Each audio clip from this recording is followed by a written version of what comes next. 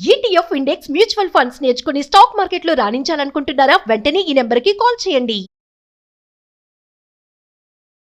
సరే, అంటే గోల్డ్ను silver rates విపరీతంగా పెరుగుతున్నటువంటి సందర్భాలు మనం చూస్తున్నాం. అంటే మార్కెట్ ఎటువైపు వెళ్తుంది అనుకున్నటువంటి అంచనాని కూడా చాలామంది వేయలేకపోతున్నారు. వాళ్ళ గోల్డ్ కొనుక్కునేటువంటి వాళ్ళు ఎవరైతే ఉన్నారో, ఇది కొంతమంది ఏమో వెరుగుట కొరికేనా అని కూడా మాట్లాడుకుంటూ ఉన్నారు. అంటే ఎంటైర్ ఈ గోల్డ్ కాన్సెప్ట్ మీద ఈ పెరగటము తగ్గటము అండ్ కొంతమంది డైలమాలో పడిపోయేటువంటి విషయాలు చూడటము ఎలా, అంటే ఏ విధంగా మనం చూడాల్సినటువంటి అవసరం ఉందంటారు? నువ్వేమి అనుకోకపోతే నేను ఒక మాట అడుగుతాను. Okay sir. నాగరాజు, ఈ సంవత్సరం అంటే 2025 అనుకో, నువ్వు ఎన్ని కిలోల బంగారం ఉన్నావా? Let us have a discussion about that. నువ్వు ఒక సామాన్య మానవుడే, నేను ఒక సామాన్య మానవుడే, మన కెమెరామెన్ కూడా అదే పనిలో ఉంటాడు.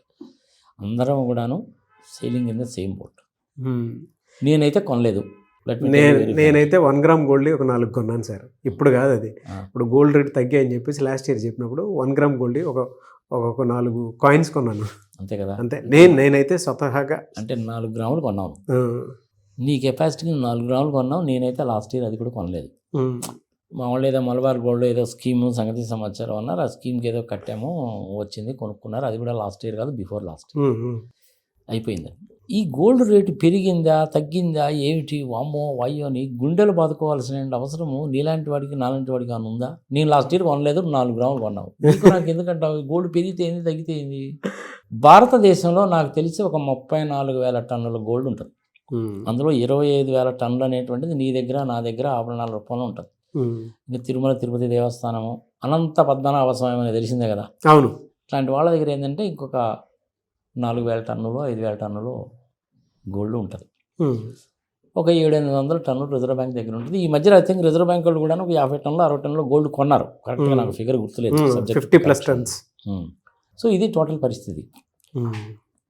మన ఇండియాలో గోల్డ్ ప్రొడక్షన్ లేదు. ఒకప్పుడు కోలార్ గోల్డ్ ఫీల్డ్స్ ఉన్నాయి. ఆ కోలార్ గోల్డ్ ఫీల్డ్స్ అనేది కర్ణాటకలో ఉన్నాయి. అవి ఫస్ట్ కనుక్కుంది ఎవరో అనేసి అంటే బ్రిటిష్ వాళ్ళ కింద పనిచేసేటువంటి ఒక సైనికుడు ఆస్ట్రేలియాలో ఉండి అతను ఇండియా వచ్చి ఆ గోల్డ్ మైల్స్ని ఆపరేట్ చేయడం మొదలుపెట్టాడు, పర్మిషన్ తీసుకొని. అంత హిస్టరీ ఉంది దానికి. అక్కడ మాత్రమే మనకి బంగారం దొరికేది. అందులో బంగారం తీయాలి అంటే ఖర్చు ఎక్కువ అవుతుంది అని ఆ మైన్స్ని కూడా మూసేశారు. ఇప్పుడు మనకు గోల్డ్ అనేటువంటిది లేదు.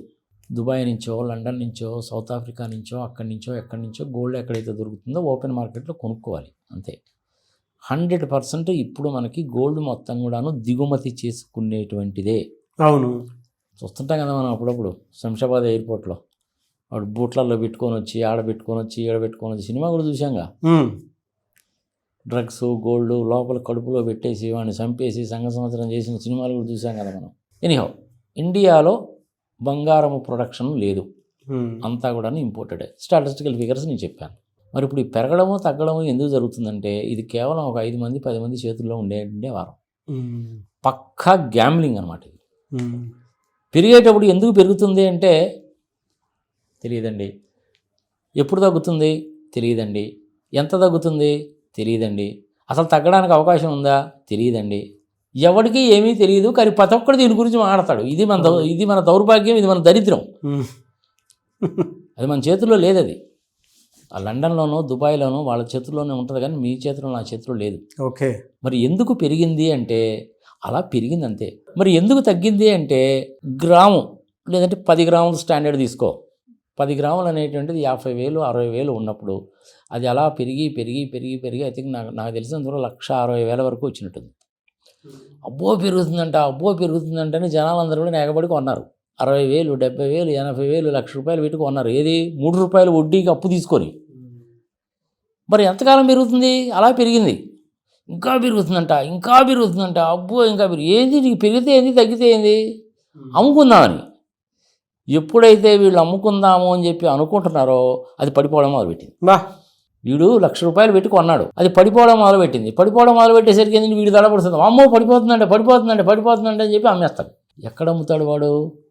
1,20,000 దగ్గర కనుక అమ్మితే పర్వాలేదు, ఎందుకంటే వీడు కొన్నది $1,00,000 రూపాయలు పెట్టి కాబట్టి. 1,50,000 పెట్టి కొన్నాడు, పరిస్థితి ఏంది? పెరుగుద్దని కొన్నాడు, అదేమో 1,20,000 వచ్చింది. మరి 30,000 నష్టపోవట్లా? అవును. ఆ నష్టపోయేటువంటి వాళ్ళు 99% ఉంటారు. ఓకే. 99% నష్టపోయే వాళ్ళు ఉంటారు. ఆ 1% అనేటువంటి వాళ్ళు బెనిఫిట్ పొందేది ఎవరు అంటే మార్కెట్ ఆపరేటర్స్. ఈ మార్కెట్ ఆపరేటర్స్ ఎక్కడుంటారు? ఇండియాలో ఉంటారు, దుబాయ్లో ఉంటారు, లండన్లో ఉంటారు. ఎంతమంది ఉంటారు? అంతా కూడా కలిపి తిప్పి 100 మంది కంటే ఎక్కువ ఉండరు. పెంచాలనుకుంటే పెంచుతారు, తగ్గించాలనుకుంటే తగ్గిస్తారు. మరి ఇప్పుడు మళ్ళీ ఎందుకు తగ్గింది? అంతకుముందు వాళ్ళు కొని పెట్టుకున్నారుగా, అవును, అమ్మేయడం మొదలుపెట్టారు. వాళ్ళు 60,000, 70,000, 80,000 దగ్గర నుంచి కొనుక్కుంటూ పోయారు. ఇప్పుడు వాళ్ళు అమ్మేశారు. 1,60,000 పీక్ వచ్చేసరికి అమ్మేశారు. సో 1,60,000 నుంచి 1,50,000, 1,40,000, 30,000, 20,000, 1,90,000, 80,000 తగ్గిపోద్ది. వాళ్ళు లాభము గడించడానికి కోసం అని చెప్పి పెంచారు, లాభం చేసుకోవడానికి కోసం అని చెప్పి అమ్మారు. దీన్ని ప్రాఫిట్ బుకింగ్ అంటారు. ఓకే. షేర్ మార్కెట్లో కూడా సేమ్ డిట్టో ఇలాగే జరుగుతుంది. షేర్ మార్కెట్ గ్యాంబ్లింగే, ఇది గ్యాంబ్లింగే. ఒక సామాన్య మానవుడికి అర్థమయ్యేట్టుగా చెప్పాలంటే ప్యాకాట. కనీసం ప్యాకాట్లో ఉన్న మనం చుట్టుపక్కల వాడు ఏ ముక్కలు కొడుతున్నాడో, మనకి ఏమొస్తుంది, మన దగ్గర ఏముందని చూసి కొంచెం ఫోర్కాస్ట్ చేయొచ్చు. ఈ బంగారం విషయంలో, షేర్ మార్కెట్ విషయంలో అసలు ఫోర్కాస్ట్ చేయలేం. 9 గంటలకి 100 రూపాయలు ఉన్నటువంటి షేరు ఇన్ఫోసిస్ అనుకో, ఎగ్జాంపుల్ చెప్తున్నా, 100 రూపాయలు ఉందనుకో, 9 గంటల మార్కెట్ ఓపెన్ అయితే 9:10 కల్లా అది 120 అవుద్ది. అంటే 10 నిమిషాల్లోనే 100 రూపాయలది 120 రూపాయలు అంటే 20 రూపాయలు పెరుగుద్దా? ఏంటి దానికి ఆధారం? ఏమీ ఉండదు, అదంతే పెరుగుద్ది. ఇన్సైడర్ ట్రేడింగ్ అంటారు దాన్ని. పక్కా గ్యాంబ్లింగ్ అనమాట. అమరావతి భూముల విషయంలో అంతే, స్టాక్ మార్కెట్ విషయంలో అంతే, బంగారం విషయంలో అంతే, ఇలాగే ఉంటాయి. మరి ఇప్పుడు ఎందుకు తగ్గిద్ది అంటే రకరకాల కారణాలు చెప్తారు. ఫస్ట్ కారణం ఏంటంటే అది ఎందుకు తగ్గుతుంది అంటే ప్రాఫిట్ బుకింగ్. ఓకే. అంతకుముందు 70,000కి 80,000 కొనుక్కున్న వాళ్ళు టన్నులు పోగు చేసి పెట్టుకొని రేటు బాగా పెరిగింది కాబట్టి ఇప్పుడు అమ్మేశారు. వాడికి లాభమేగా, అంతేగా. ప్రాఫిట్ బుకింగ్ మూలకంగా ఇప్పుడు తగ్గింది. అమ్మకాలు ఎక్కువైపోయినాయి కదా, అమ్మకాలు ఎక్కువైపోయేసరికి ఏముంది, అవతల కొనేవాడు ఉండాలి. నేను కూడాను కొన్నాను 1,60,000 పెట్టి. ఇప్పుడు అమ్ముకోవడానికి నాకంటే ఎక్కువ క్వాంటిటీ 70,000లో కొనుక్కున్న వాడు అమ్మడం మొదలుపెట్టాడు. మరి నేనేం చేయాలా? నేను కూడా అమ్ముతాను. నేను కూడా అమ్మితే ఏమైంది, 1,60,000 కొన్నాడు అమ్మితే నాకు 20,000, 30,000 లాసు. కానీ 1,00,000 రూపాయలు కొన్నవాడికి లాభం. లాభాలు ఆర్జించడానికి ఈ పరిస్థితి వచ్చింది. ఓకే. 99% వాళ్ళు లాభపడతారు, 1% వాళ్ళు మాత్రమే లాభపడతారు. మీలాంటి వాళ్ళు, నాలాంటి వాళ్ళు 99% మంది నష్టపోతారు. ఇదొక కారణం. రెండోది ఏంది, ట్రంప్ గారి ప్రవర్తన. ఇది ఎవరేదని చెప్తున్నారన్నమాట. ట్రంప్ గారు అసలు ప్రపంచ దేశాల మీద యుద్ధాలు ప్రకటిస్తున్నాడు, ఆ రాజును పట్టుకుపోయాడు, 2 గంటలు ఎత్తుకుపోయాడు, గ్రీన్లాండ్స్ నాదే అని అంటున్నాడు, టారిఫ్లు వేస్తానంటున్నాడు. సంగతి సమాచారం ఇదొక కారణం చెప్తారు. దానికి దీనికి అసలు సంబంధమే లేదు. మూడవ కారణం ఏంది, ట్రంప్ గారేమో 1% వడ్డీ తగ్గించాలంటాడు. అక్కడ అమెరికాలో ఉండేటువంటి ఫెడరల్ బ్యాంక్ చైర్మన్, డైరెక్టర్ వాళ్ళేమో తగ్గించడానికి వీల్లేదంటారు. నేను ప్రెసిడెంట్ని, ఏంది నేను చెప్పినట్టు నువ్వు వినలేదని ట్రంప్ అంటాడు.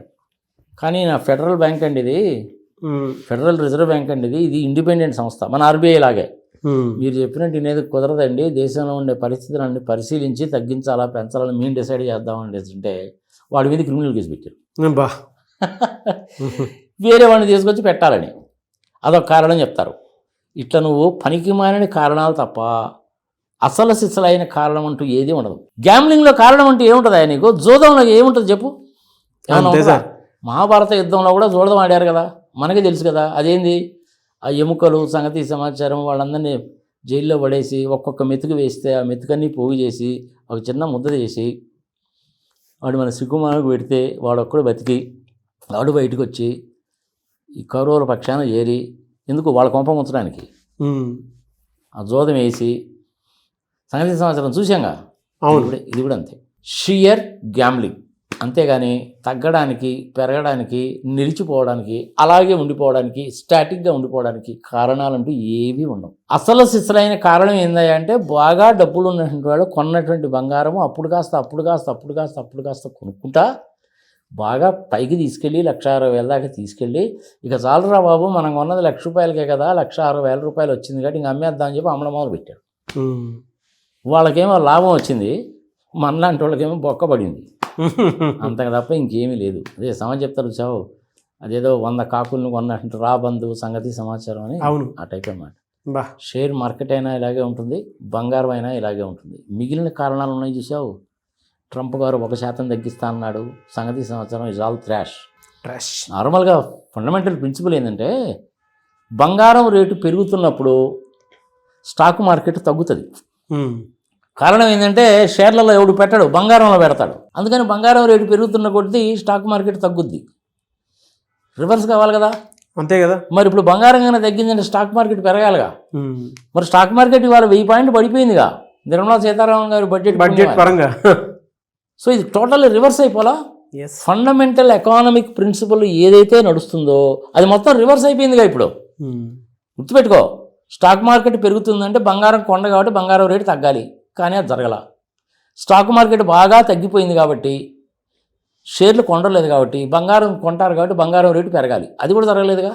స్టాక్ మార్కెట్ తగ్గింది, బంగారము తగ్గింది. అంటే అర్థం ఏంటి? గ్యామ్లింగ్, జూదము. ఈ టీవీ ద్వారా నేనేం చెప్తానంటే ప్రజలకి బాగా అవసరమైతే పెళ్ళి పబ్బాలంటే కనుక ఏదైనా కనుక ఉంటే అట్లాంటి సందర్భంలో మీ శక్తి కొద్దీ, అప్పు చేసి కాదు, మీ శక్తి కొద్దీ మీకున్న సేవింగ్స్లో నుంచి బంగారం కొనుక్కోండి.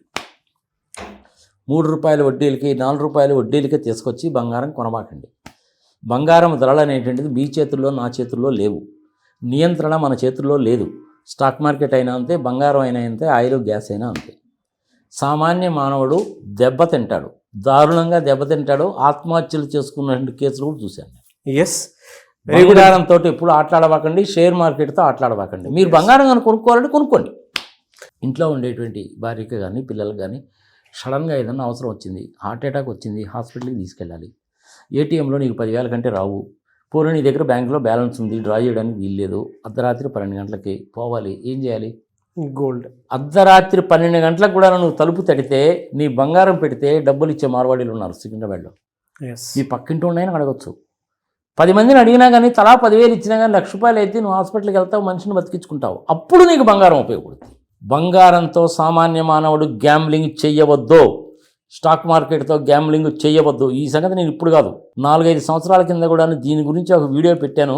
ఎందుకు చేశారో ఏమో కానీ ఇప్పుడు అది ఉందో లేదో నాకైతే తెలియదు. ఐ థింక్ దాన్ని ఏదో బ్లాక్ చేసినట్టున్నారు. మన జనాలకు నచ్చలేదేమో, దాన్ని ఏదో బ్లాక్ చేయడం, ప్రైవేటైజ్ చేయడం చేశారు. నేను ఫైనల్గా చెప్పేది ఒకటే, అత్యవసరమైన పరిస్థితుల్లో పెళ్ళిళ్ళకి వాటికి వీటికి అట్లాంటప్పుడు మాత్రమే నీ దగ్గర ఉన్నటువంటి ఎక్కువగా ఉన్నటువంటి సేవింగ్ చేసుకున్నటువంటి డబ్బులు పెట్టి మాత్రమే బంగారం కొను. మిగిలిన టైంలో బంగారం గురించి నువ్వు ఆలోచించాల్సిన పనే లేదు. ఇంకొక విషయం కూడా చెప్తాను నీకు. ఇంతకుముందు రెగ్యులర్గా టీవీలో వచ్చేవాడు ఆయన, కుటుంబరావు గారని, స్టాక్ మార్కెట్ గురించి చెప్పేవాడు. ఆయన పెద్ద చదువు గిదువు తర్వాత లెక్కడి కప్పులు ఏదో సమ్ జిరాక్స్ మిషన్ అది ఇది ఉండేది. చిన్నగా షేర్ మార్కెట్లోకి ఎంటర్ అయ్యాడు, కార్యవాళ్ళతో టైం పెట్టుకున్నాడు. రోజు వచ్చి చెప్పేవాడు అనమాట, పెరుగుతుంది, పలానా షేర్ పెరుగుతుంది, అంత పెరుగుతుంది, ఎంత పెరుగుతుందని చెప్పేవాడు. ఒక వారం రోజుల పాటు పెరుగుద్ది, దాని తర్వాత పడిపోద్ది. అది ఏమండి కుటుంబరావు గారు పెరుగుద్ది అన్నారు, మేము కొన్నాం కదండి, పడిపోయింది ఏమిటండి అంటే టెక్నికల్ కరెక్షన్ అండి, టెక్నికల్ కరెక్షన్ అని చెప్పేవాడు. బంగారం కూడా అంతే, పెరిగింది. మరి ఇప్పుడు ఎందుకు తగ్గింది అంటే టెక్నికల్ కరెక్షన్. ఎస్. ఎందుకంటే దాని గురించి డిస్కస్ చేయడం వేస్ట్. ఇంతకుముందు చేసిన వీడియో 6 లక్షల మంది 7 లక్షల మంది చూశారు. అత్యాశకి పోకండి, అప్పు చేసి బంగారం కొనకండి. మీకు దాని గురించి ఆలోచించడం అనేది waste. Thank you sir, thank you so much for the information. Thank you.